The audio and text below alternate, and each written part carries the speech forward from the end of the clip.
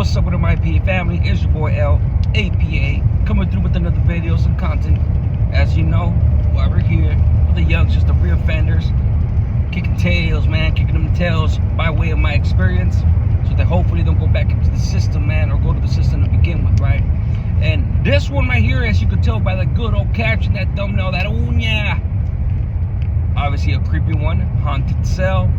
Everybody's been asking me to tell one of these, so I might as well oblige them. So this one right here is going to take place in the county jail. You know what I'm saying? Orange County Jail, the main jail. The module is B7, the very first cell. For those of you that ever been in that cell, you know exactly what I'm talking about. And I'm yet to tell these stories again, but I left F-27 to go to the hole after my second riot. Got caught up, whatnot, blasted some dudes, 4th floor, hole. I was there for about 20 days, the 20 longest days of my life. Orange County Jail in the hole is a different animal from the hole in prison. So I landed B7. When I landed B7, there's 6-man cells.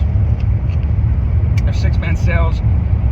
I was supposed to have been yellow banded off the top, but hey, slipped through the cracks, and actually they deemed the Asians the aggressors that time because they rushed the white boys first, and it ended up going into a whole fucking riot. But that's neither here nor there. But I still had to do whole time. So get to B7.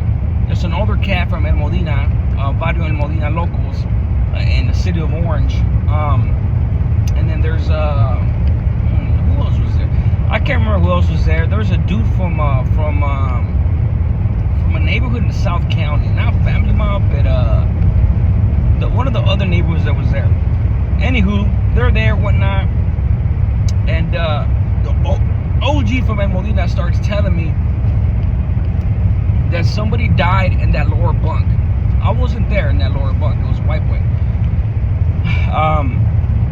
But he was telling me things like that white guy he woke up before because somebody woke him up in Spanish. He heard a voice when he had his eyes closed. He was praying fast in Spanish, and on that bed a Paisa had died. That's the story that he told me. And there was a little cross right there, like a drawn rosary with the cross and the Virgin Mary.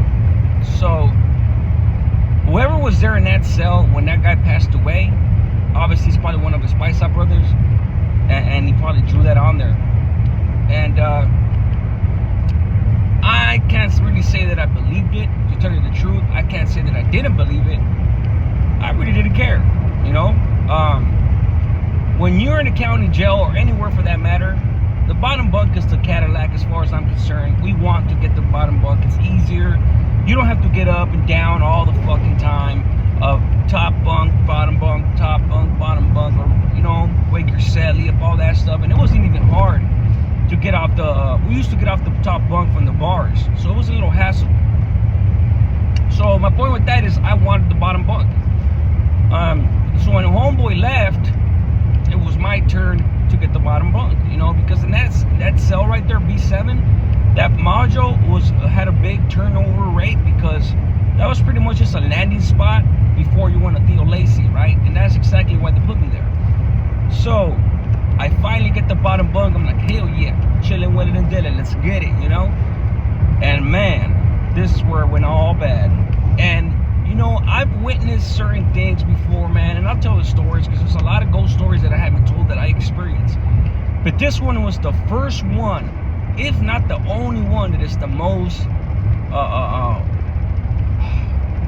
terrifying, honestly. So I lay down on the bunk, whatever, my first night, and I start feeling a tap underneath the bed. A tap underneath the bed. It's a strong enough tap to where you will hear it, but you couldn't hear it. That's the craziest thing about it. You couldn't hear it, but I could feel it. And I was just like, what the hell? I was like, nah, I'm tripping, man, because the homie told me the story and all that. I'm just tripping. And man, I kept feeling it. The way that I was laid down, I felt it around my legs. My legs around the middle, like between my ankle and my kneecap, in the middle of the calf, right there. That's where my legs were positioned on the bunk, and I felt it under right there. And I swear to God, man, I went through every single plausible explanation.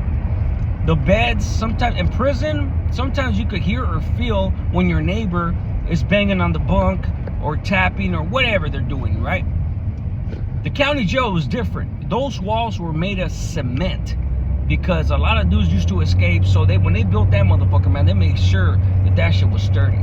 And the cement walls are like this freaking thick, bro. Like probably like way wider than I can show you. My point is, you can't hear when somebody jumps on the bunk on the next cell. You tap, you can't hear it. I even asked them to do it for me. Ruled out any possible possibility that it was my neighbors. Kept happening that night. I was like, what the hell's going on, bro?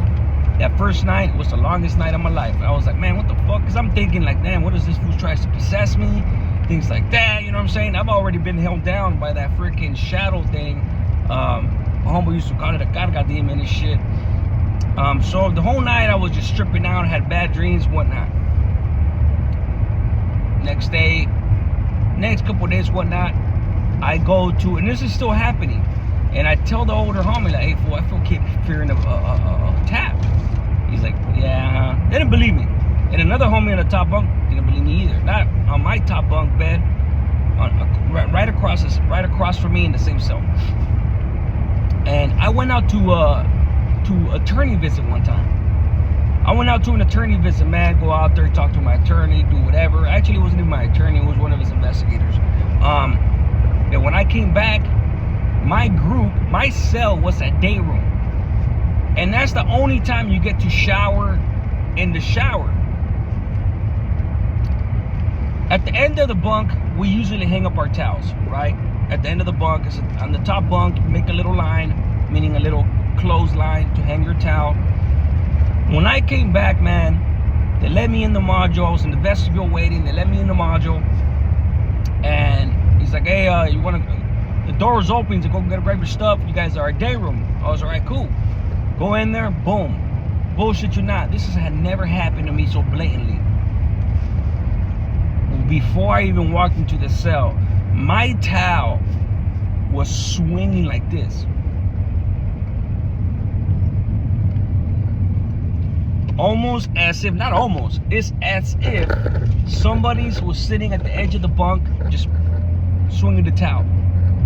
There was nobody in that cell. Everybody was in the day room. Bro, I didn't even step into the cell, man. I looked at that, I was like, damn, bro. Like my heart kind of skipped a beat. I was like, shit. Boom, went all the way to the back. I didn't even say nothing to the homies till later, you know? And my heart's racing. I was like, fuck, hell no, that's crazy, bro. Everybody knew, or they had heard shit that cell was haunted, things like that, right? So like I said, man, but I thought it was bullshit, you know? Boom, boom, boom, boom, swinging. Bro, I didn't even get to shower. In the showers, I had a bird bath and shit. But we all come back, whatnot. I sit down in the bunk, and I'm like, fuck, man, it's still in my mind, you know? And that night, once again, I lay down in the same spot, oddly enough. Literally on the side where the towel was hanging, that little area, that's the side of the bunk. The tap, boom, boom, boom. It's so subtle but strong enough to feel, but we couldn't hear it. It's the craziest thing. And finding a homie across on the top bunk, he's like, what's going on, bro? I guess he seen me lost in space. I was just tripping out. I was like, I know I can't be tripping, man. You know, I know I'm a big skeptic. That I was like, man, I know I can't be tripping. Why is this fucking with me? You know? And he's like, what's going on? And I tell him. He's like, well, let me get the bottom bunk then. If it's true, you know? I was like, say less. Say no more, homie. We switched bunks. I give up my bottom bunk. That's how serious this shit was. Switched bunks. He laid down the opposite way, right? The next day in the morning, I was like, hey, dog. Hey, that little tap you were talking about, is it around right here by your arm? I was like, no, I was laying the other way. I was up right there in the area. He was like, yeah, fool, hey, dog, I feel it. He said, what the fuck? He's like, hey, fool, let me get my bunk back. I was like, fuck you. Needless to say, I didn't give him his bunk back. And honestly, I was only there for like about another 2 more weeks. And then I got transferred to Theo Lacey. But man, it was the longest 2 weeks ever. Because even though I wasn't on that bunk, man, I still felt, man. So you know how you feel. You swear you feel things, you feel presence and things like that. Well, that shit was magnified 1,000 million damn times being in that cell. And I'm telling you guys, I had never felt some outright shit like this, you know? Obviously, you would have to be there to feel it. That this guy was fucking scared, bro. And I could feel it because I was freaked out too. But the way that he dealt with it, bro, he literally slept on the fucking floor. He didn't even sleep on a damn bunk. You know, so it's just crazy, you know? Whatever energy's trapped, you know, this is how I know that there's life, something after death. You know, there's something after death. There's some type of, whether your energy gets trapped, unfinished business type things, whatever it is, man. I know that there's something there. I witnessed it myself, and I got more stories coming eventually with time. But this is the ones for those that actually wanted to hear these stories, man. That's the creepiest shit I've ever had to go through, but not by far, you know. But with that being said, man, hit that like button, hit the subscribe. Appreciate you guys tapping into the channel day in, day out, man. We're growing, we're getting bigger. Appreciate you guys. One life saved is one life blessed. A smart man learns from his mistakes, but a wise man learns from other people's mistakes. Hey, youngsters, don't risk this type of stuff happening to you, man. Stay out.